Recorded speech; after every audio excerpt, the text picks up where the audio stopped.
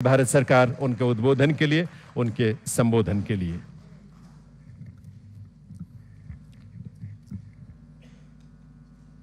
आज के नाफेड के कार्यक्रम में उपस्थित मध्य प्रदेश शासन के लोकप्रिय मुख्यमंत्री डॉक्टर शिवराज सिंह चौहान जी, हमारे साथी और देश के कृषि मंत्री श्रीमान नरेंद्र सिंह तोमर जी, मोदी जी की मंत्रिपरिषद में मेरे साथी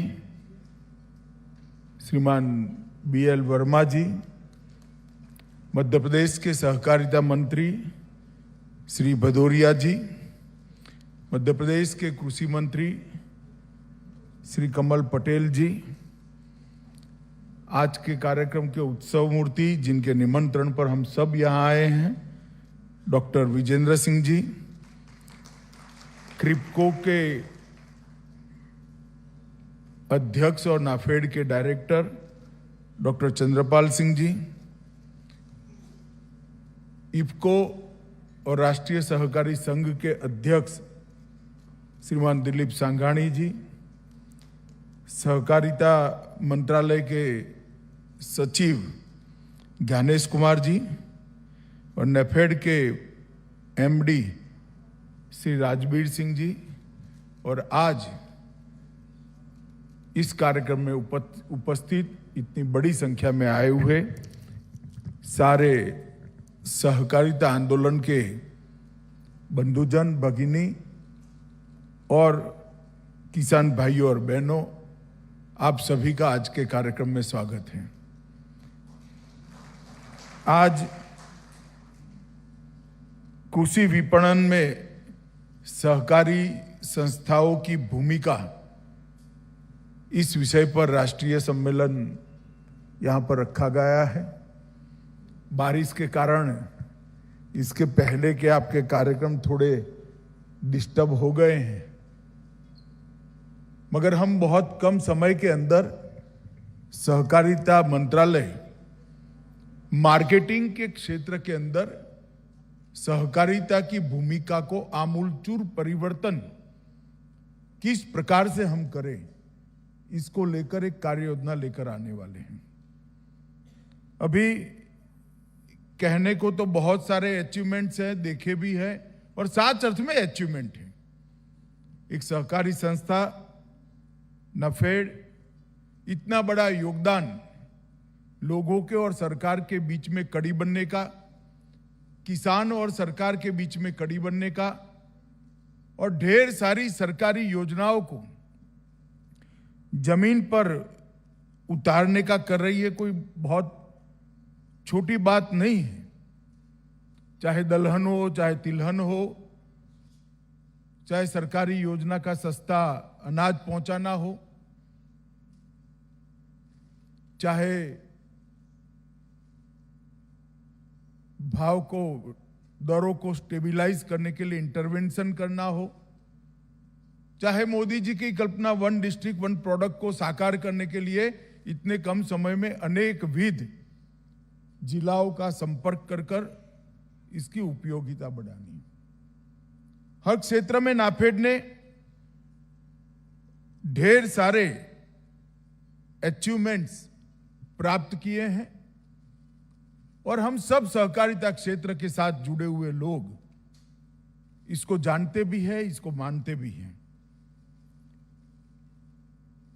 जहां तक भारत का सवाल है, कृषि उत्पाद में हम लगभग दलहन और तिलहन छोड़कर आत्मनिर्भर हो चुके हैं।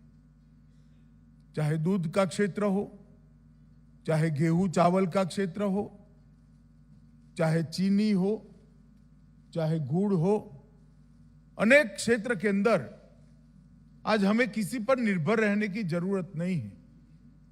और ये 8 साल के अंदर मोदी जी के नेतृत्व में किसानों की आय को दोगुना करने के लिए भी ढेर सारे उपाय किए गए। और सबसे बड़ा काम अगर प्रधानमंत्री जी ने किया है तो MSP का मूल्य 50% मुनाफे के साथ जोड़कर करोड़ों किसानों के उत्पाद को उचित मूल्य दिलाने का काम। करोड़ों टन धान और गेहूं आज एमएसपी से खरीदे जाते हैं। लाखों टन दलहन तिलहन एमएसपी से खरीदे जाते हैं और हर साल ट्रांसपेरेंसी के साथ, पारदर्शिता के साथ हर साल इसके दामों का रिव्यू कर इसके अंदर बढ़ोतरी करने का काम भी नरेंद्र मोदी सरकार कर रही है। खाद्यान्न का उत्पादन 314 मिलियन मैट्रिक टन तक पहुंचा है। सहकारिता मंत्रालय की स्थापना के पहले ही प्रधानमंत्री जी ने कृषि उत्पादों के मार्केटिंग के अंदर अत्याधुनिक व्यवस्था को लागू करने के लिए कई सारे उपाय किए थे। राष्ट्रीय कृषि बाजार ई-नाम इसका एक उत्कृष्ट उदाहरण है। लगभग 1000 मंडी 18 राज्यों की और 3 यूटी की इसके साथ जुड़ चुकी है। इनाम पोर्टल पर 1.73 करोड़ से अधिक किसान और करीब 2.5 लाख व्यापारी अपना पंजीकरण करा चुके हैं और 20 प्रदेशों के 2100 से ज्यादा एफपीओ को भी ई-नाम पोर्टल पर जोड़ने का काम किया गया। और इस सब के कारण मार्केटिंग के क्षेत्र के अंदर पारदर्शिता भी आई है और किसान को उचित दाम मिलने की शुरुआत भी हुई। एफपीओ का आंदोलन बहुत तेजी के साथ मजबूत आधार बना रहा है और ई-नाम प्लेटफॉर्म पर अब तक 2 लाख करोड़ से ज्यादा रुपयों का व्यापार हो चुका है। मित्रों, ये बहुत बड़ी भूमिका ई-नाम ने कृषि उपज के मार्केटिंग के अंदर तैयार की है। हमारे कृषि के एक्सपोर्ट ने $50 बिलियन को आंकड़े को इस साल क्रॉस कर दिया है। ये सहकारिता के साथ जुड़े हुए सभी लोगों के लिए एक बहुत बड़ा आनंद का विषय है कि इतना बड़ा कृषि उपज का एक्सपोर्ट भारत कर पाया है।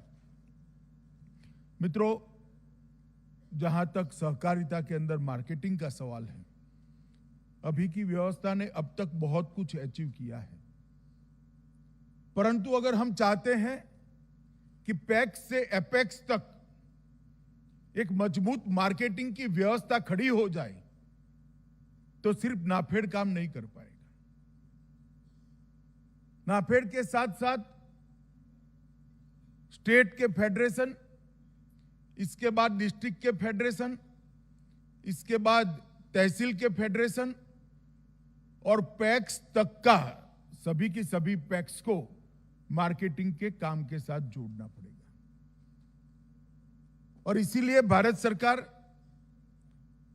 पैक्स को बहुउद्देशीय बनाने के लिए, मल्टी डायमेंशनल बनाने के लिए, अनेक विध चीजें इसके साथ जोड़ने के लिए, जिससे पैक्स वायबल भी हो और पैक्स मजबूत भी हो और पैक्स मल्टी डायमेंशनल भी हो, एक मॉडल एक्ट पैक्स का लेकर हम आ रहे हैं। देश भर के सभी राज्यों से, सभी संस्थाओं से विचार विमर्श का काम समाप्त हो गया है। लगभग 1 महीने के अंतराल के अंदर ही भारत सरकार ये पैक्स के मॉडल बायलॉज को समग्र देश के लिए हम भेजेंगे और उसके बाद पैक्स अपने आप में, हर पैक्स अपने आप में एफपीओ बनने के लिए अपनी योग्यता प्राप्त कर देगा। पैक्स सीधा मार्केटिंग की व्यवस्था के साथ जुड़ जाएगा। किसान को ऋण देने वाला पैक्स किसान की उपज को परचेज कर स्टेट के फेडरेशन को भी दे पाएगा, नाफेड को भी दे पाएगा। और सिर्फ नाफेड के सभासद 900 पैक्स नहीं, देश भर के 63,000 जो क्रियान्वयन में पैक्स है, सब पैक्स से कर पाएंगे। इसके साथ साथ वो भंडारण का भी काम करेगा, ट्रांसपोर्टेशन का भी काम करेगा। जो पैक्स सक्षम है वो कोल्ड स्टोरेज भी बना पाएंगे। जो पैक्स के पास एक मजबूत आधार है मानव संसाधन का, वो गैस की एजेंसी भी ले पाएंगे। जिस पैक्स के साथ मजबूत आधार है वो पैक्स स्टोरेज से किसानों को ज्यादा फायदा मिले, दाम मिले, तब तक राह देखने की प्रक्रिया भी कर पाएंगे। 22 अलग अलग गतिविधियों को पैक्स के साथ जोड़ने का काम नरेंद्र मोदी सरकार करने जा रही है। और मेरे नाफेड के चेयरमैन साहब से मेरा निवेदन है कि नाफेड ने अब 900 पैक्स के लक्ष्य छोड़कर सभी 65,000 पैक्स के साथ मार्केटिंग एक्टिविटी के साथ जुड़ना चाहिए।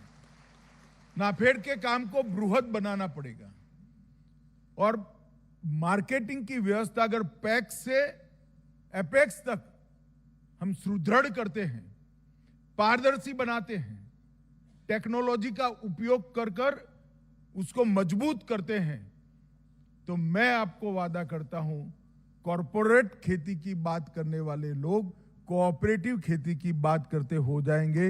वो दिन दूर नहीं।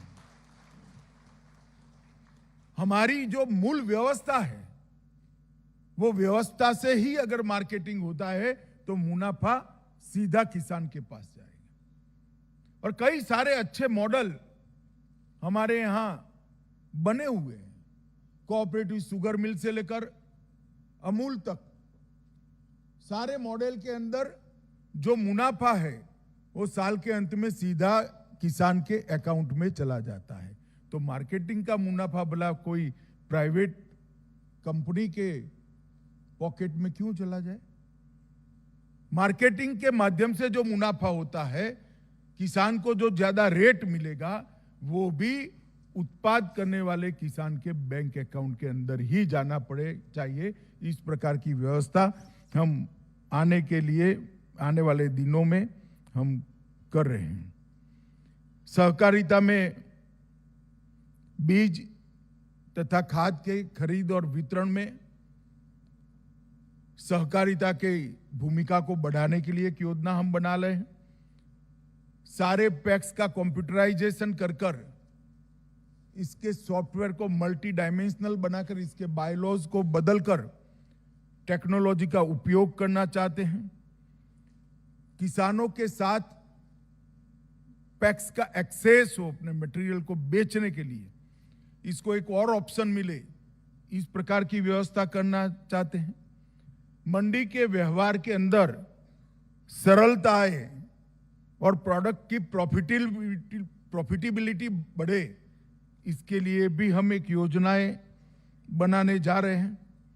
और मित्रों, मैं एक और बात कहना चाहता हूं, नाफेड विपणन के दुनिया में हमारा सबसे शीर्ष संगठन है।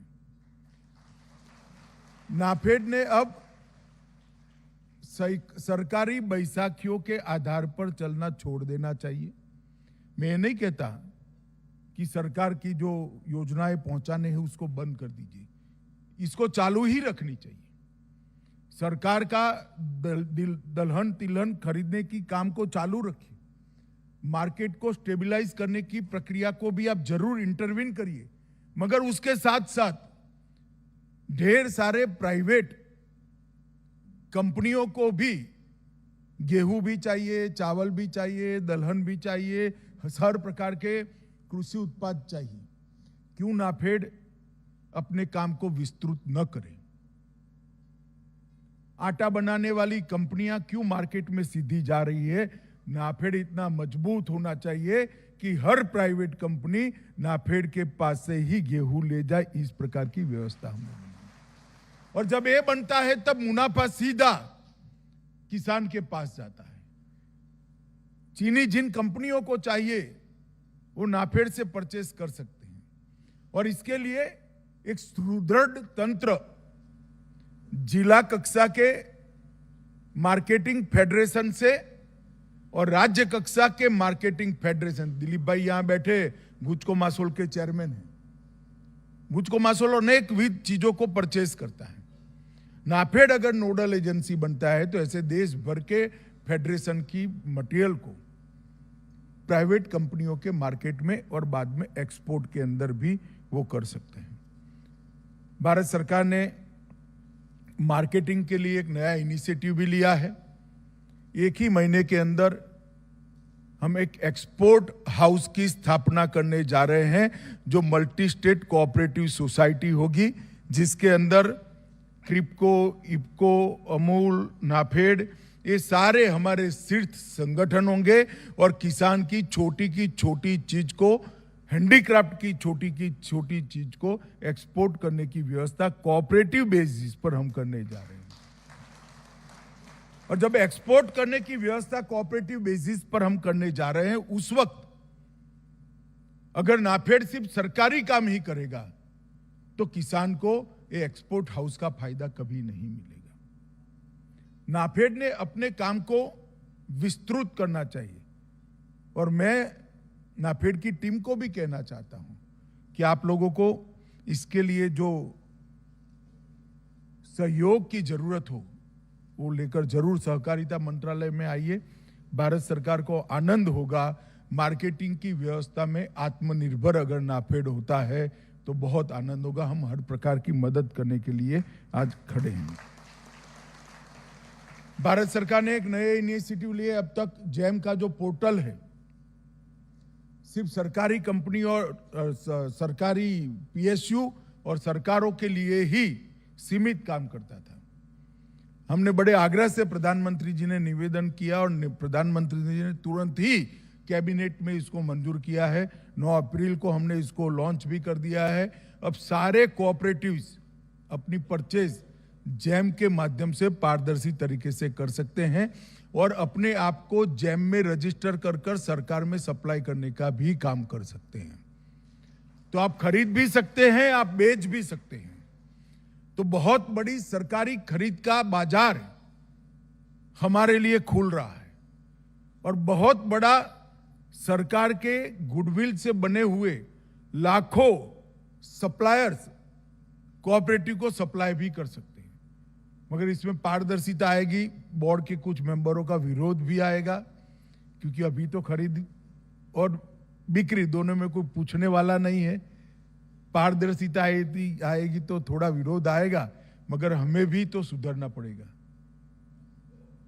सुधरना चाहिए, नहीं सुधरना चाहिए भाई, हमने भी सुधरना पड़ेगा। अगर सहकारिता पर भरोसा बढ़ाना है, इसमें पारदर्शिता लानी है, तो आने वाले दिनों में हमें इस दिशा के अंदर भी काम करना पड़ेगा। हम multi state cooperative society acts के अंदर भी बहुत सारे बदलाव लाने जा रहे हैं। मित्रों, हम अब देश भर में मोदी जी के प्राकृतिक खेती और जैविक खेती के अभियान के बाद ढेर सारे किसान प्राकृतिक खेती की ओर बढ़े हैं। मैं कल ही था तेलंगाना में, किसानों के साथ बैठक करा था। सभी किसानों ने कहा कि भाई हम कर तो रहे हैं, मगर अब ज्यादा किसान बढ़ेंगे तो बिकेगा नहीं, क्योंकि अब कुछ किसान ऐसे भी आ गए प्राकृतिक ऑर्गेनिक खेती के नाम पर, प्राकृतिक खेती के नाम पर खाद जिसमें उपयोग हुआ है, पेस्टिसाइड जिसमें उपयोग हुआ है, ऐसे भी उत्पाद बाजार में डाल दिए। तो प्राकृतिक उपज और ऑर्गेनिक प्रोडक्ट्स का क्रेडिबिलिटी डाउन हो रहा है, तो उसके सर्टिफिकेशन के लिए व्यवस्था करने की जरूरत है। मुझे आपको बताते हुए आनंद है कि अमूल बहुत नजदीक पहुंच गया है। थोड़े ही समय के अंदर देश भर में शुरुआत कुछ राज्यों से करेंगे, बाद में धीरे धीरे हर जिले तक जाने का लक्ष्य है। देश भर में भूमि की मिट्टी का परीक्षण और किसान के उत्पाद का परीक्षण कर ऑर्गेनिक है इसका सर्टिफिकेशन कर अमूल ब्रांड से मार्केटिंग की व्यवस्था हम करने जा रहे हैं, जिससे प्राकृतिक खेती करने वाले हर किसान को इसका फायदा मिल सके और ये मुनाफा अमूल के अकाउंट में नहीं जाएगा, क्योंकि कोऑपरेटिव बेसिस पर होगा। तो एक बेसिक कॉस्ट आपको जब आप माल मटेरियल दोगे तब मिल जाएगी। बाद में जो मुनाफा आएगा पर केजी सिमेट्रिकली बांट दिया जाएगा, तो किसान के बैंक अकाउंट में जाएगा। तो ये अगर व्यवस्था हम सफलता से कर सकते हैं, मुझे विश्वास है कर पाएंगे, क्योंकि अमूल का जिस तरह का हिस्ट्री है इसमें ये व्यवस्था अमूल अच्छे से कर पाएंगे। ये अगर कर पाते हैं तो ज्यादा रेट मिलने के बाद, ज्यादा दाम मिलने के बाद ढेर सारे किसान प्राकृतिक खेती की ओर बढ़ेंगे, इसका मुझे पक्का भरोसा है। मित्रों, हमने सहकारिता के क्षेत्र के अंदर एक नई सहकार नीति भी नरेंद्र मोदी सरकार लेकर आ रही है। सहकारिता की यूनिवर्सिटी बनाने का भी हमने काम हाथ पर लिया है।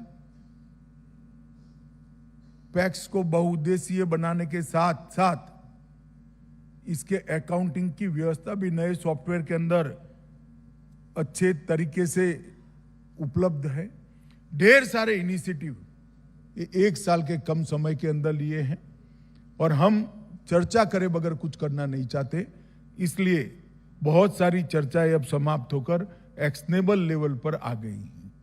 तो कुछ समय के अंदर ही सहकारिता क्षेत्र के अंदर एक नया ऊर्जा का अनुभव हम सब लोग कर पाएंगे, और मार्केटिंग के क्षेत्र में भी पैक्स से लेकर क्रिप्को तक देश भर की सहकारी समितियों को जोड़कर मार्केटिंग की एक मजबूत चेन, एक मजबूत खाका हम बनाने जा रहे हैं। और मेरी बात फिर से मैं रिपीट करना चाहूंगा, आप याद रखिएगा, कॉरपोरेट खेती की जगह कोऑपरेटिव खेती का चलन भी बढ़ेगा, मांग भी बढ़ेगी, और कोऑपरेटिव खेती सफल भी होगी। इस दिशा में आने वाले दिन में हम जा रहे हैं। क्रिप्को, इफको, अमूल, ये सारी हमारी सक्सेस स्टोरी है। इसको दुनिया के सामने रखना चाहिए।